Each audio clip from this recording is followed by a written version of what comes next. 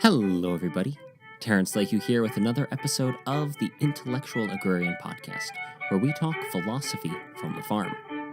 Our guest today is Ben Hartman from Claybottom Farm in Goshen, Indiana, and author of The Lean Farm and The Lean Farm Guide to Growing Vegetables.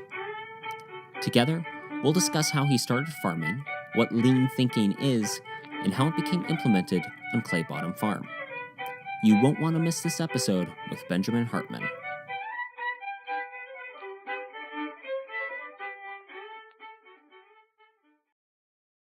Ben Hartman, welcome to the show. Hey, thanks for having me. I'm glad to be here. Now, can we start off by learning a little bit about your farm? Yeah, sure. My wife and I make our living off of less than 1 acre of land. We're in northern Indiana, and about 9,000 square feet under greenhouse. And we are sort of the back end restaurant to about seven or eight artisan restaurants. And all of our food now is delivered within a mile and a half of our farm. So our farm is located on the periphery of Goshen, Indiana. And so we have very close access to customers, and that's what makes the whole lean thing work in our context. Is there's very little waste because we know our chefs and we know what they want and when they want it, how much, and we plan exactly what they need, and so the basic goal that we have is every seed turns into cash, and so that's helped keep our profit margin as high as it is. I think it's great that your farm is so local centric, because I think that that's something that we kind of get lost as organic farming becomes bigger and bigger, is to focus on that local part. Yeah, and that's just that's a personal commitment that Rachel and I have always had. We worked on a farm for 4 growing seasons, on which most of the food that's produced ended up in Chicago. And we knew that we didn't want to, which is about three hours from here. And we knew that we didn't want to spend half of our farm week on the road delivering. We wanted to be on the farm. And so we were very careful to locate our farm as close as possible to our customers. Mm-hmm. So what was it that inspired you and your wife to get into farming? It's not an occupation that I'd say most people decide to choose. Yeah, I mean, people ask me all the time, when did I start farming? And I don't really have a good answer because I grew up on a farm, and I've been farming as long as I can remember. I grew up on a 500-acre corn and soybean farm, and Rachel grew up in town. She grew up we both grew up in Mennonite families, and they always grew a lot of food to can and preserve. And so it's kind of been in both of our genes for a long time. Mm-hmm. However, we started doing this occupationally as soon as we graduated college. We went to Goshen College, and we both have liberal arts degrees. And however, and we were on the track. I was at least on a track to go to graduate school. Everyone in my family has some form of an advanced degree, and my 3 brothers are all teaching at universities. And I was on a track to do that. However, I thought maybe one of us should do something different and do a hands-on trade. And so I started farming. And what we did is Rachel and I, we bought a house in town, and for the first 3 growing seasons, we farmed a small plot of land next to our house, and we rented small plots around town.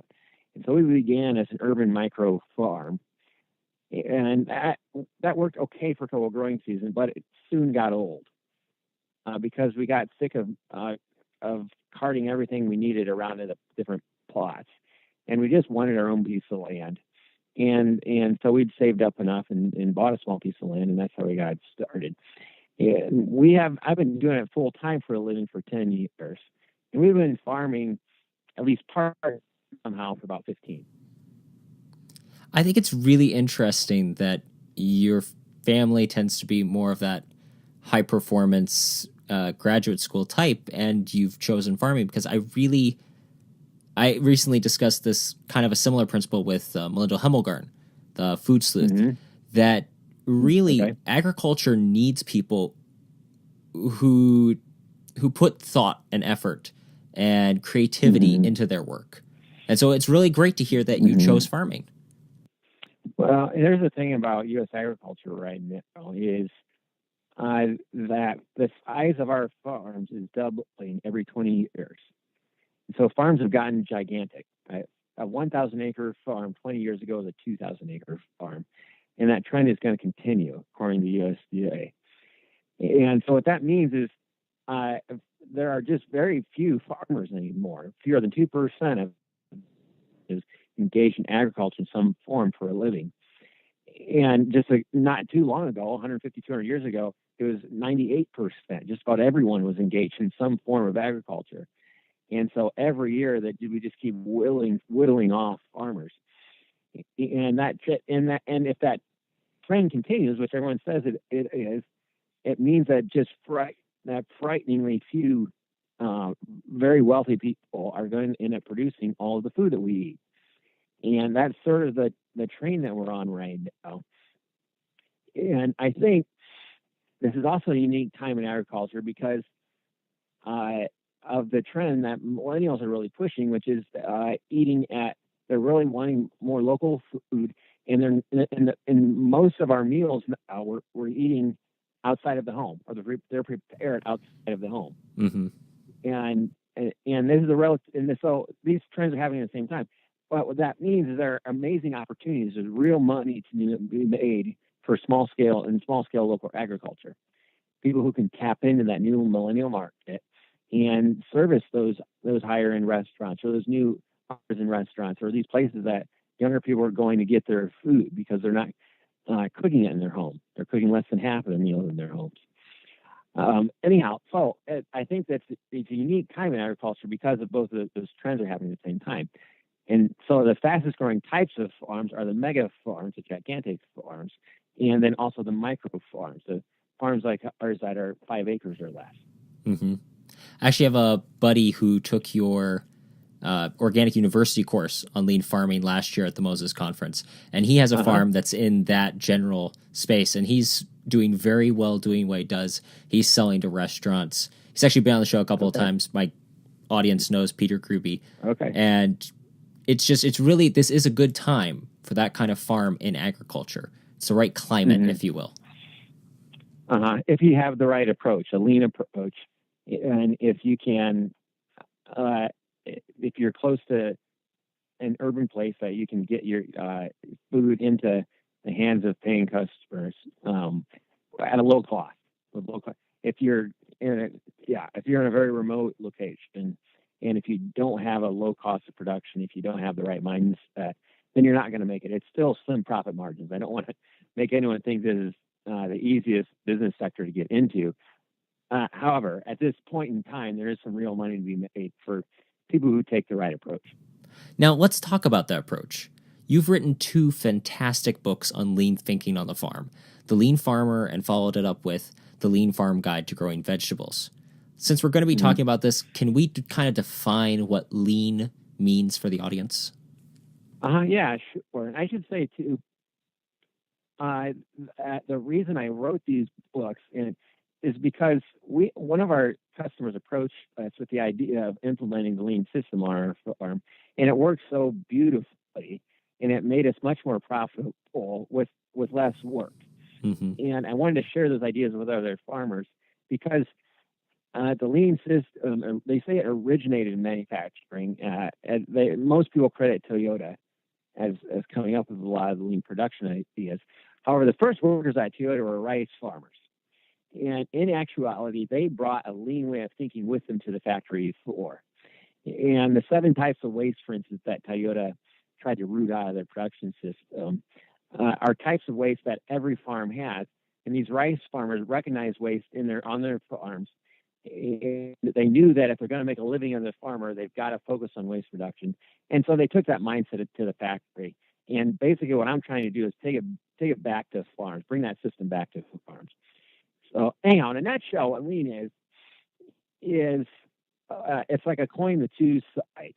And on one side is value. You want to precisely identify value. And the customer is the only one who's allowed to define value. And essentially what that means is you want to figure out as precisely as you can, what do they want? when do they want it, and how much. So those are three very simple questions. I'll repeat them. The first is what foods do they want, when do they want it, and how much. Mm-hmm. And so what we do is we have a simple form that we use, and we go to our chefs every winter, and we ask them those three questions.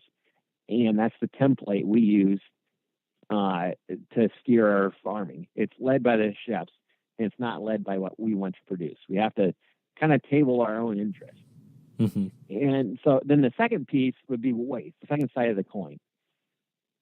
And essentially, after you've identified what your customer wants, that's the value piece, then any activity on your farm that's not directly in service of adding value for your customer or contributing to that value is considered a muda, or waste is the rough translation we use.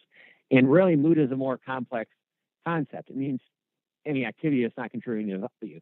We think of waste as activities that or things that we're done using. And it's really more complicated, not complicated, but it's more nuanced. And so let me give you a couple of examples. So one example might be doing your taxes. It's considered a form of muda because it's not contributing. It's not to say you shouldn't do your taxes. You have to do your taxes. If only there was an option. You want to be efficient about doing it. In my case, it'd be leaping through seed catalogs. Okay, I can spend all afternoon leaping through a seed catalog, but a customer's not going to cut me a check because I spent all afternoon doing that. That didn't directly add value. Mowing the lawn, be in that category. Doing too much weeding.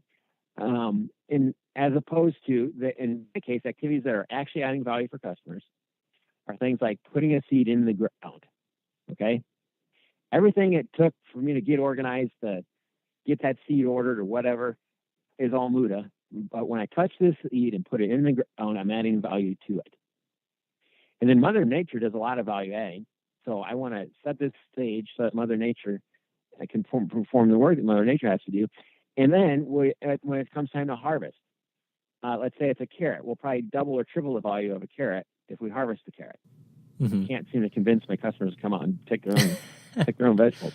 Oh, funny and then that once way. Once we hose that carrot, we probably double or triple the value again. Then as we package it, we add more value to the carrot. Then deliver that carrot, we add even more value to the carrot. So all these are steps in which we're directly touching the product, and we cause the value of the product to go up. And those are the only actions that we should be those are the primary actions we should be focused on. And then everything else is some type of a muda, and we need to be skeptical about it. And so you read a lot about vision in the lean literature. They want you to put a set of eyeglasses on and recognize, when am I contributing to muda, and when am I contributing to value. And the Japanese, being a very precise culture, they've identified seven types of mudas, primary mudas, in production environments. And they're not hard concepts to wrap your mind around. Once you start to recognize those seven mudas on a day-to-day basis, you can start asking questions like, hey, do I really need to do this activity? How can I shorten it or eliminate it and get back to value adding? And so it's not a complicated system, but it does take some analysis and some commitment. What are these seven mudas? The most worst type of muda on a farm is overproduction. And so I begin my list with overproduction because by the time you have seeded a crop, cultivated it, harvested it, packaged it, delivered to your customer, if it comes home unsold, you've invested a lot of time and effort and money into it. And you'll sink your business if you have high shrink rates. Shrink would be the industry term for a product that comes home unsold. And so you just have to tightly align your production with the marketplace. There's just no excuses. Every seed, like I said, should turn into cash. And if it isn't, then you need to ask questions and figure out why it happened, why that has happened. And so what we do is precise forecasting. We do sell at a farmer's market, and we keep track of what sells one week to the next and try to take in a very precise amount to this farmer's market. We don't harvest and then push. We always try to line up customers before the seed gets purchased. Another type of waste that's pretty common on farms is motion waste. Essentially, even with animal production, it's about moving things from one place to another to add value for your customers. And you need to recognize which types of moving add value and which are waste. And one example of an activity you can use to decrease the amount of motion you use on a farm is what they call spaghetti diagrams. Mm-hmm. And so what you would do is during your busiest afternoon, have someone stand in a corner and just observe motion. And give them a blank sheet of paper and a pencil and tell them to draw a line whenever someone moves, whenever a product moves, whenever there's any form of motion on the farm. And then after 45 minutes or an hour, sit down and analyze it. And so it's going to look like a plate of spaghetti noodles, and hence the term. And so what you want to do is say, how could I have eliminated some of those spaghetti noodles, or shortened some spaghetti noodles, or straightened some spaghetti noodles? And as we're setting up a new farm this growing season, and the first thing we did was we went out and pretended to harvest 100 heads of lettuce. Okay. And then Rachel and I did a spaghetti diagram of that process. What did it take to walk to our proposed place where we store the harvesting equipment, and then to walk out to the plot, and then to return with the heads of lettuce, and then to go through the processing steps. And it helped us determine where to locate the greenhouse, and where to locate the hosing station, where to locate the plots and our tools and that sort of thing, so that on the new farm we should have, the fewest amount of motions needed to get jobs accomplished. I grew up actually on a beef farm with grass-fed cattle. Mm-hmm. So in terms of motion, the added value when we move the cows to a fresh pasture with fresh grass, that would be adding value. Whereas if we were chasing them around the field, trying to get them somewhere and it just wasn't working out, that would be the bad muda, correct? Mm-hmm. Okay. That's correct. Mm-hmm. Now, you can't get rid of all muda then, like doing our taxes. Sure. It's impossible to get in motion for it. You need to move on a farm to get jobs done. However, there are some mudas, they call them type 2 mudas. These are waste that you can actually eliminate. They're just pure waste. And one example, 2 muda would be defective products. And so with vegetables, it's impossible to produce perfect vegetables all the time. Mother Nature is going to resist perfection. However, what you can do is ask, when in my timeline are my crops failing the most, and focus on that. So in our case, it was the first 2 to 4 weeks of life of our plants in the seedling greenhouse, because getting a crop to germinate, getting seeds to germinate can be a challenge. And then keeping them alive for the first couple of weeks of their life can be a challenge. And through that transplant process, that's when they're most sensitive. And that's when we had the highest rate of defect in our product. And so we really have focused the last couple of years on perfecting our seed germinating. In my second book, I give detailed plans of how we design this a low-cost germinating chamber, so that we achieve basically 100% germination with our seeds. And then with our transplanting too, we recognize that when we direct seed it in the field, we leave a lot up to chance. Mm-hmm. And a lot of seeds just simply were not germinating because the wind would crest over the soil, or we'd have a downpour and wash a bunch of seeds out, or whatever.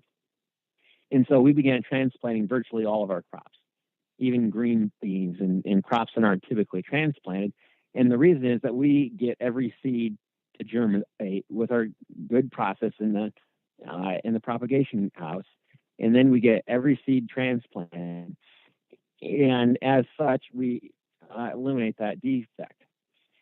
And sometimes it does take more effort to get crops transplanted in the direct seed. However, we like that process. We always transplant whenever possible because we eliminate the defect. Since so many of our audience members are consumers, and then we also have the farmers, where would be a good place for people to start? Well, obviously your book, but where do people want to start applying lean? My suggestion is begin with the 5S organizing system. Okay. And so what Lean has come up with is a way to keep your tools and supplies organized in such a way that minimizes the mudas. And if you want to bear with me, I can go through each of the 5 steps. It's not a complicated system. And the first would be to sort. And what this means is you want to ruthlessly eliminate anything that's not absolutely necessary for adding value for your production. And if you have any questions about it, then you should get rid of it. So the idea is that the only items left in your production space should be those you're using on an everyday basis, or say every season at least, to add value to your product. And then everything else leaves the farm. And that's going to hurt some farmers. Oh, that's tough. It is hard. And it's one of the hardest things to do, but it makes such a big difference because you don't have the waste of rummaging through 20 different hoes to find the one hoe that you need for the task, or tripping over tools. And just imagine if you could calculate all the time you wasted in the past growing season looking for the right tool. And that's all. It's all time you could use to add value to your product. And so we also with sorting, we try to simplify, find a few tools that get a lot of jobs accomplished. And the second would be to practice set in order. And what this means is you want to store those tools that you've picked. You want to store them number one, at eye level locations, and number two, as close as possible to their points of use. And so what we had originally had a large tool storage shed, like a lot of farms would have. And this person who was helping us implement Lean came out and he said, "Let me watch you prune your tomatoes." And so I walked from the greenhouse about 200 paces to that tool storage shed. I grabbed the pruners, walked about 200 paces back to the greenhouse, and I pruned the tomatoes, about 200 row feet of tomatoes. And then I walked back to the tool shed. And he said, "You did about 4 times as much walking as you would have had to." And posed the question, why not put a stick of dynamite in your tool shed and blow it up and spread your tools out across the farm close to where you're actually using them? And so we now hang pruners, for instance, in all of our greenhouses. And for cheap tools, $50 or less, I'm happy to duplicate the tool, our knives and pruners and low-cost tools that we're using frequently, and spread them out close to where we're using them instead of heaping them one on top of the other in a central tool storage area. And another key there is two-dimensional storage, meaning you don't want to stack things in front of one another. If it's the exact same item, you can do that, but keep everything spread out as much as you can horizontally. Then the third principle is shine, third step in the 5S. And this means that your workspaces that you use the most should be very easy to clean and should be well lit. And the idea here is, again, it's about applying the value versus muda analysis. And you want to be able to see when you are adding value and when you're contributing muda, and shining light on your workspace is a great way to do that. And so in our lettuce washing station, for instance, we painted all the walls bright white, and we installed high lumen light fixtures in there and made it very obvious that when waste is creeping into our lettuce process. And that one principle that I think is most important here is to practice what they call short, high frequency cleaning. And so what this means is you don't want to go through the whole growing season, get to the end of the growing season, and trash up the property, and then clean up over the winter. And that had been our habit for a number of years.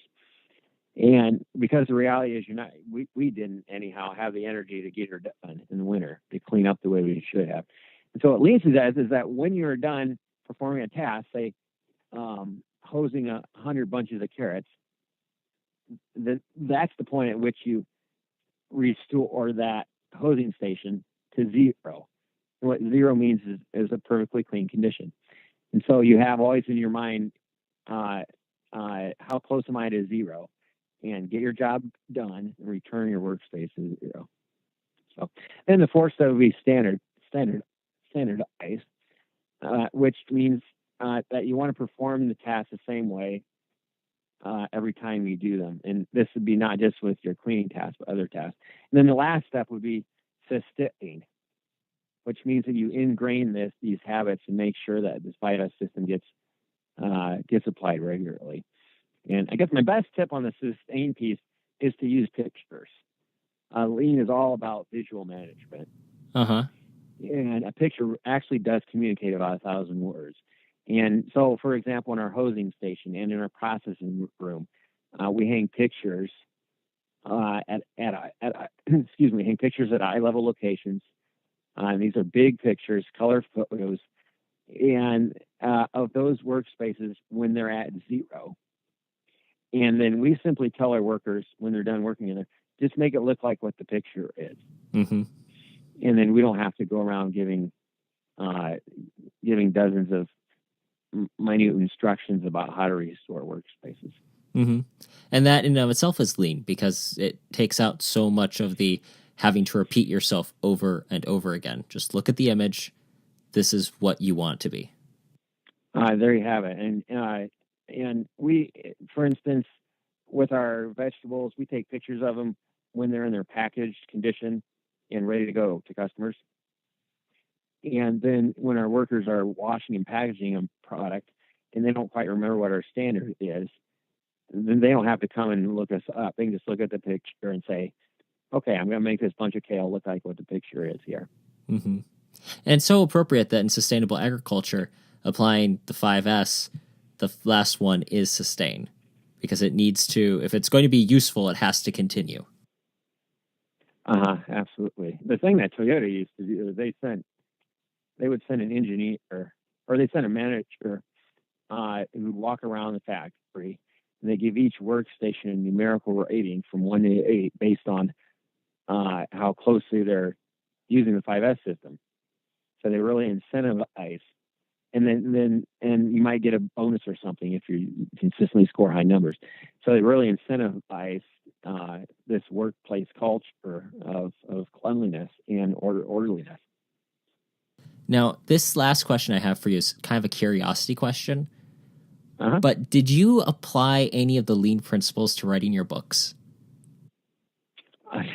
That's a great question. And I would say absolutely, because once this cultural habit is in your mind, it's hard to get rid of it. It's like a worm that just gnaws at you.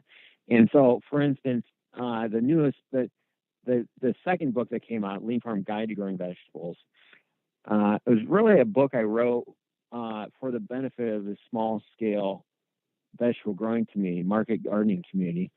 And so I treated them treated my potential customers for that book in the same way that I treat our restaurant customers, which is I asked people, asked potential readers, what do you want in the book? When do you want the book to come out? And how much of that content do you want? And so in the tomato chapter, for instance, is a fairly lengthy section, and there's a lot of detail in it. People wanted to know what varieties were growing. They want to know our plant spacing, our fertility system. It's very important to have more detail than most market gardening books will give you. However, that's what I heard that customers were wanting, and so that's what I tried to give to them. And then as I gave talks, and questions would come at the end of talks, then I would jot those questions down in a notebook, made sure that I answered them in the Lean Farm Guide to Growing Vegetables. Well, that's fantastic. I think that truth confirms truth, and a lot of the content I've been consuming this last year has been talking about how value is where it matters. And unless you're delivering that value to your customers, you really shouldn't be in business, because that's the whole point of business, is to deliver value. I think so too. And unfortunately, we have kind of an advertising culture in this country, and it's advertising that does work, but it's unfortunate, where you can just say, hey, I'm the best at whatever I do. I make the most money on my farm, or I have the best production system. and just repeat that over and over, and you kind of convince people that you should purchase their product because you're the best at it, educational product or actual product or whatever. And you can make money doing that, and a lot of people do, but I think it has a lot more integrity to actually give actual value and to produce a product that's full of value. And then from lean would use language, it adds stickiness. The customers can't keep their hands off of it. Well, this has been a great conversation, Ben. Where can people go to learn more about you, your book, and your farm? About a year ago, I started the Lean. It's called Lean Farmers, a Facebook group, and I try to post on there a couple times a month, and lots of farms who are using this Lean system from all over the world actually post, and it's kind of a support group for people trying to farm with a low cost of production and with a high value mindset. And then my webpage too, www.claybottomfarm.com. And I am continuing to work on new resources, and that I'll try to keep on that webpage. And there's a mailing list too you can sign up for, and I'll stay in touch with you. Well, thanks again, Ben, for being on the show. Hey, thanks for having me. Big thanks to Ben for being on the show today. You can find links to his farm, Claybottom Farm, and his books, The Lean Farmer and The Lean Farmer's Guide to Growing Vegetables, in the show notes. If you're new to the show, don't forget to grab the grocery bag. There you can get our top episodes emailed to you by going to intellectualagrarian.com/bag. There you can learn more about the food you eat from the people that raise it. There's, of course, a link in the show notes for that.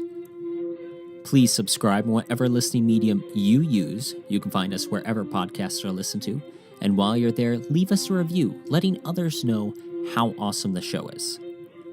Thanks again for listening. This has been Terrence Lehue and the Intellectual Agrarian Podcast, reminding you to keep farming the dream.